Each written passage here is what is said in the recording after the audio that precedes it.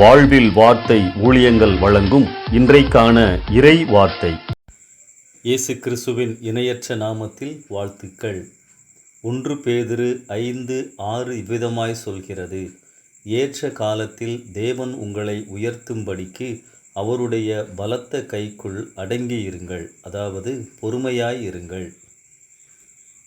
ஆண்டவர் நம்மை உயர்த்துவார் என்ற உற்சாகமான வார்த்தைகளை இந்த வசனம் கொடுத்தாலும் முக்கியமான ஆலோசனையை இந்த வசனம் சொல்கிறது. எப்போதுமே நம் ஆண்டவர் நிதானமாகவே செயல்படுகிறவர். ஏற்ற காலம் என்பது அவருக்கு மட்டுமே தெரியும். நாம் செய்ய வேண்டியது எல்லாம் பொறுமையாக இருப்பது மட்டுமே. வேதத்தில் தாம் தெரிந்து கொண்ட மனிதர்களை அவருடைய வேளையில்தான் அழைத்துள்ளார், உயர்த்தியுள்ளார் என அறிந்து கொள்ள முடியும்.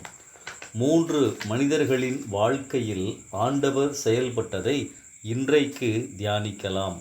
அரண்மனை வாழ்க்கைக்கு பிறகு 40 வருடங்கள் மோசேயின் வாழ்க்கை மாறுபட்ட சூழலில் இருந்தது. ஆடு மாடுகளை மேய்த்து கொண்டிருந்தார். அவர் மனதில் பல எண்ணங்கள் இருந்திருக்கும். நான் அரண்மனையில் வளர்ந்தவன், கல்வியில் தேறினவன், பல காரியங்களை செய்ய முடிந்தவன், திறமையானவன். ஆனால் வீணாக வனாந்தர வாழ்க்கை வாழ்கிறேனே என வருந்தியிருப்பார். ஆனால் அவர் நினையாத நேரத்தில் மிக முக்கியமான அழைப்பு, பொறுப்பு அவரை தேடி வந்தது. ஆண்டவர் அவரை மறக்கவே இல்லை. இரண்டாவதாக யோசேப்பு. பல மேடு பள்ளங்கள் அவருடைய வாழ்க்கையில் வந்தது.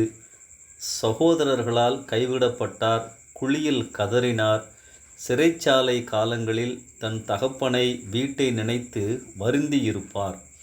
வீணாக நாட்கள் போகிறதே, என்றைக்கு என் துக்க நாட்கள் முடியும் என்றெல்லாம் கலங்கியிருப்பார். ஆனால் ஆண்டவரின் நேரம் அவர் நினையாத நேரத்தில் வந்தபோது நினைத்து பார்க்க முடியாத அளவிற்கு ஆண்டவரால் உயர்த்தப்பட்டார். தாவீது ஆண்டவரால் தெரிந்து கொள்ளப்பட்டவர்தான். ஆனாலும் பயத்தோடு கலக்கத்தோடு தன் உயிருக்கு பயந்து ஓடிக்கொண்டிருந்தார். மலைகளிலும் காடுகளிலும் ஒளிந்து திகிலோடு வாழ்ந்து கொண்டிருந்தார். சவுலை கொல்வதற்கு 2 முறை வாய்ப்பு கிடைத்தும் குறுக்கு வழியில் தன் முன்னேற்றத்தை தேடவில்லை.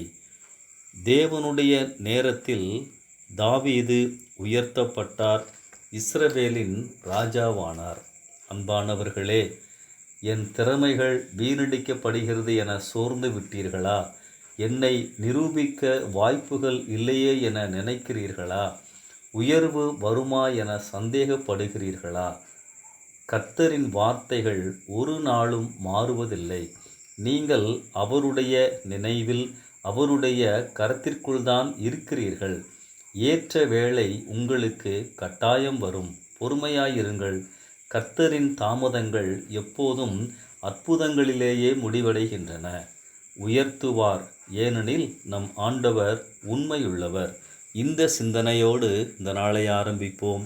கர்த்தர் உங்களை தாங்குவாராக. ஆமென்.